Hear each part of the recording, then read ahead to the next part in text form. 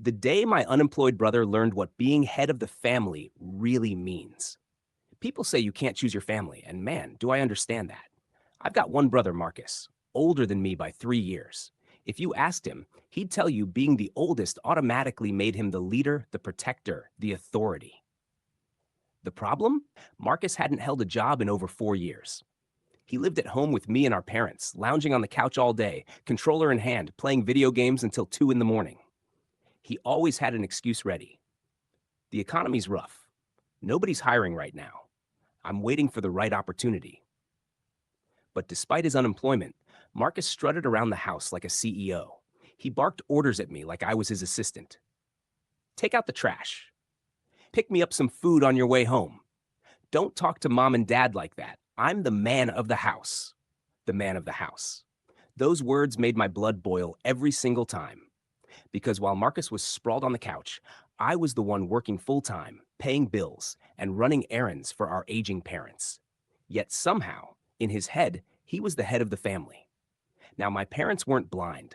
They knew Marcus was lazy, saw him wasting his days. But deep down, they were soft on him. He was their firstborn, their pride back in the day. They made excuses for him. He's just figuring things out. He'll get back on his feet soon. You know how hard it is for young people these days. Never mind that I was younger than him and grinding every day to keep us afloat. It wasn't just that Marcus didn't contribute.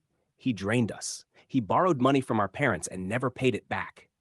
He'd borrow my car, my headphones, even cash off my desk.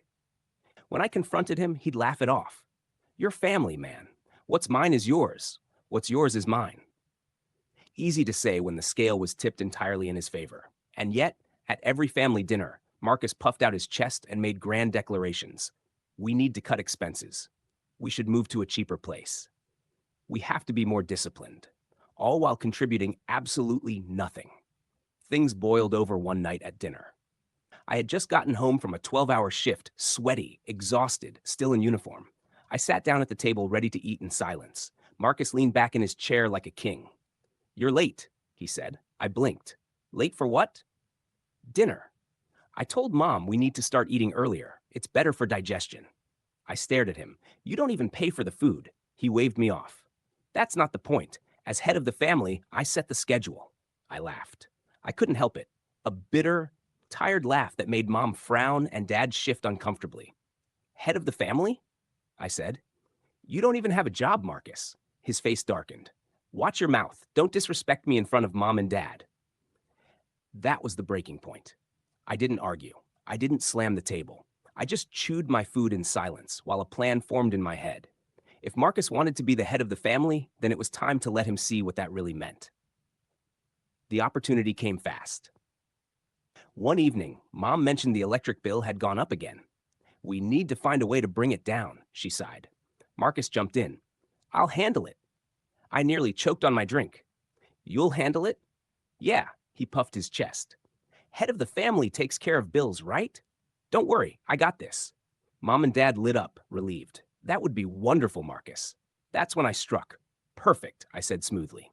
Since you're taking charge, let's put the utilities in your name. That way you'll be responsible for payments directly. Makes sense, right?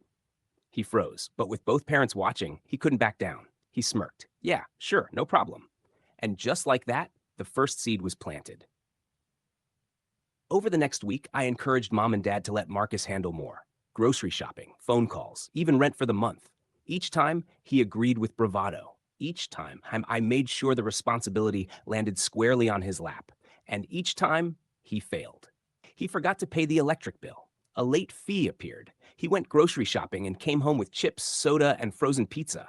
No vegetables, no bread, no eggs. When rent came due, he fumbled excuses about a bank mix-up. Reality was slowly catching up, but I wasn't done yet. One night, Marcus bragged again about how he could get a job anytime he wanted. I pretended to believe him. Really?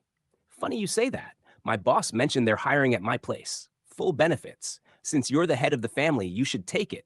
He froze. Yeah, I'll think about it.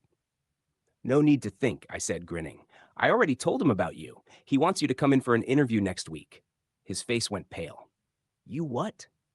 Mom clasped her hands. Oh, Marcus, that's wonderful. Dad beamed. About time, son. We're proud of you.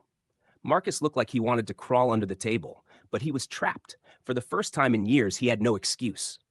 The interview day came. I drove him myself, partly to make sure he didn't bail. He sat in the passenger seat, sweating through his shirt, mumbling excuses about how this job isn't really his style.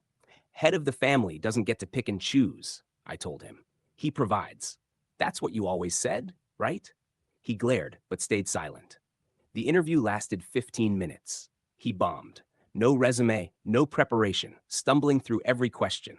When he walked out, face red, I knew reality had finally crushed his fantasy. But the real blow came a week later. The bills in his name had piled up with late fees. The electric company called. The internet provider called. The water bill came due. Mom and Dad sat him down at the table, disappointment written all over them. Marcus, Dad said firmly, you're not head of this family. You're a burden, and we're done enabling you. Mom, teary-eyed, added, you either get a real job and pay your share, or you move out. Marcus sputtered, begged, shouted, but they held firm. For the first time, he wasn't the golden boy. He was just a grown man with no money, no job, and no more free ride. The weeks that followed were glorious. Marcus scrambled. He actually went out and applied for jobs, desperate now that the cushion was gone. Rejections came one after another. Years of laziness had left a mark. Eventually, he landed part-time work at a warehouse. Hard labor, long shifts, minimum wage. The kind of job he used to sneer at me for working when I was younger. He came home every night exhausted, no longer strutting around like a king. The commands stopped, the arrogance drained. For the first time in years, Marcus was quiet at dinner. And me? I sat there, eating in peace, savoring every bite. Revenge doesn't always come in fiery showdowns. Sometimes the sweetest revenge is letting someone drown in the responsibilities they bragged about. Marcus wanted to be head of the family. He wanted the title, the power, the respect. But when bills, jobs, and reality came crashing down, he folded. Now he knows what it means to lead, and he knows he's not cut out for it. I didn't need to raise my voice. I just gave him the chance to prove himself. And he proved exactly what I already knew. Like and subscribe. Share if this happened to you or someone you know.